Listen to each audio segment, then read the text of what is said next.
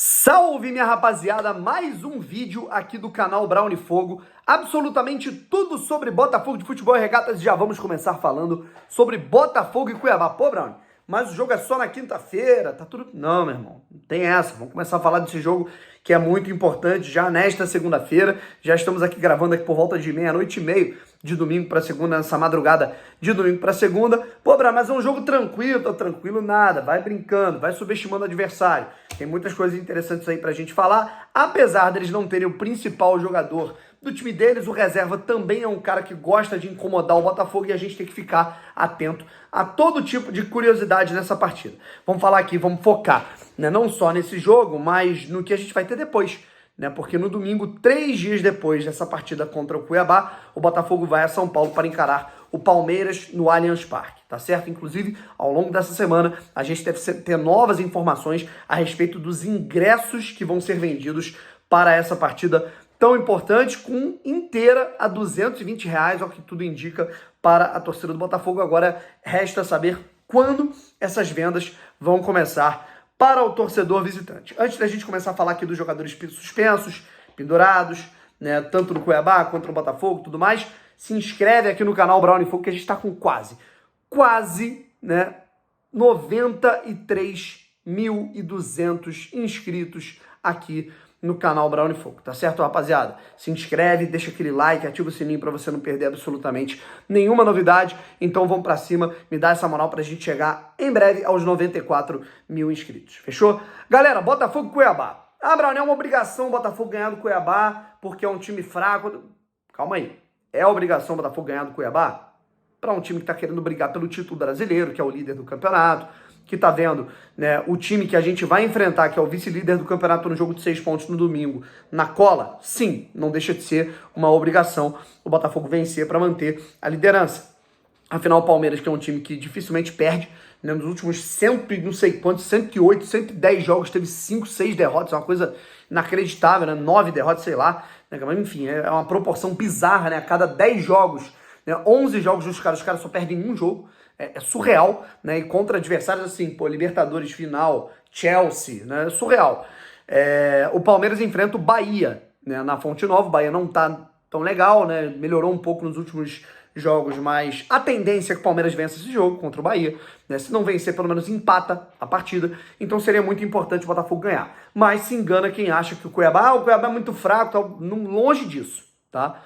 Vamos lá, o Cuiabá foi goleado pelo Atlético Mineiro, acho que na 6ª rodada, não me lembro se era a 5ª ou a 6ª rodada, tá? Vocês me desculpem.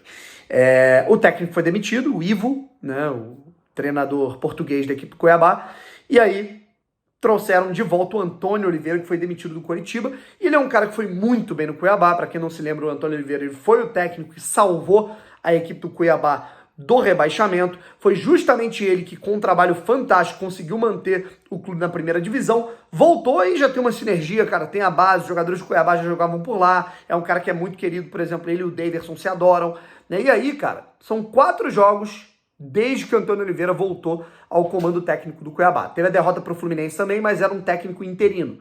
E aí, nesses 4 jogos, a gente teve uma vitória diante do Cruzeiro. O Cruzeiro perdeu para o Cuiabá dentro de 7 Lagoas, em BH, né, cara? Na verdade, né, em Minas Gerais. O Cuiabá foi lá e ganhou fora de casa. Aí o Cuiabá empatou com o Coritiba pelo placar de 1-1 na Arena Pantanal. Aí foram 2 jogos seguidos fora de casa. O Cuiabá foi ao Serrinha, né, enfrentar a equipe do Goiás, e venceu por 1-0 novamente com o gol do Daverson. E o Daverson também marcou um gol em cima do Corinthians, né? O jogo entre Corinthians e Cuiabá em Itaquera, na Neoquímica Arena, terminou 1-1. Portanto, o Cuiabá, nesses últimos 4 jogos, sendo 3 fora e 1 em casa, computou 2 vitórias e 2 empates. É um time que está invicto, né? Nos últimos 12 pontos disputados, a equipe conquistou 8, né? Ou seja, não é um time, está longe de ser um time mal treinado, um time bagunçado, um time horroroso.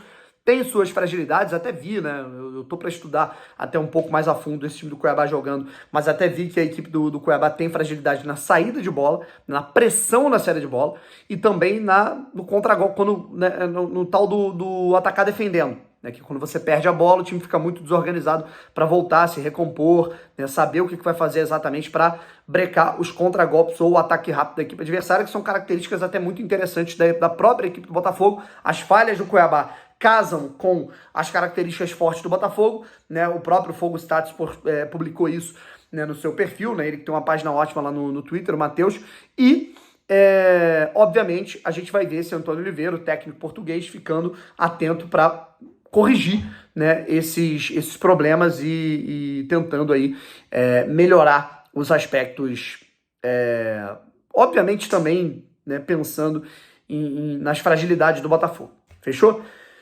Outra situação, né, que é muito importante para a gente começar a falar aqui, né, não apenas sobre o retrospecto da equipe do Cuiabá, é que pelo menos o Daverson, né, que é autor, o Daverson ele marcou gol, acho que foram 4 gols nos últimos 4 jogos, né, o Cuiabá marcou 4 gols. 3 desses gols foram do Daverson. Ele marcou o gol da vitória sobre o Cruzeiro fora de casa, ele marcou o gol da vitória sobre o Goiás fora de casa, e ele marcou o gol que dava a vitória para o Cuiabá por 1-0 sobre o Corinthians fora de casa, mas o Timão foi lá e empatou na reta final do segundo tempo.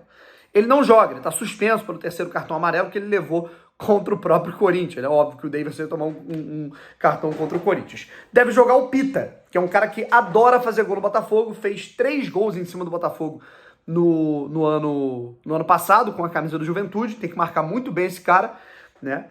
E do lado do Botafogo, Brown, tem alguém suspenso? Não.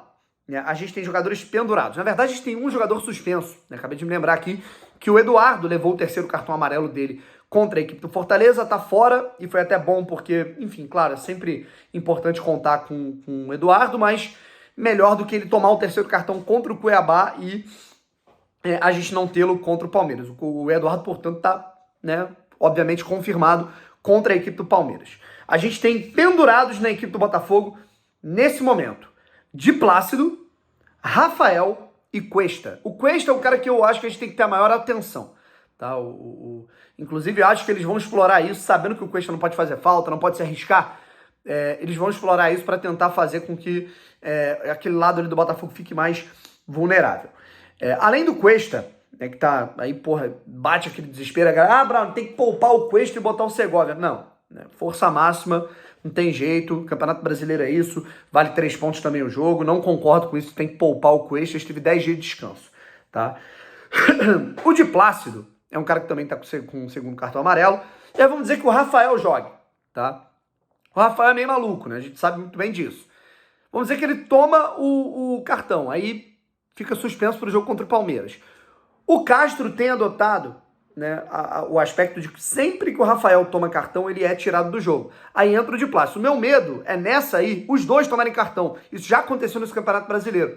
O Rafael tomou o cartão, foi substituído, entrou o de Plácido tomou o cartão. Então eu tenho muito medo disso acontecer e a gente ficar literalmente sem lateral direito para a partida contra o Palmeiras, já que o Daniel Borges foi negociado aí com o América Mineiro, tá de saída para jogar no Coelho.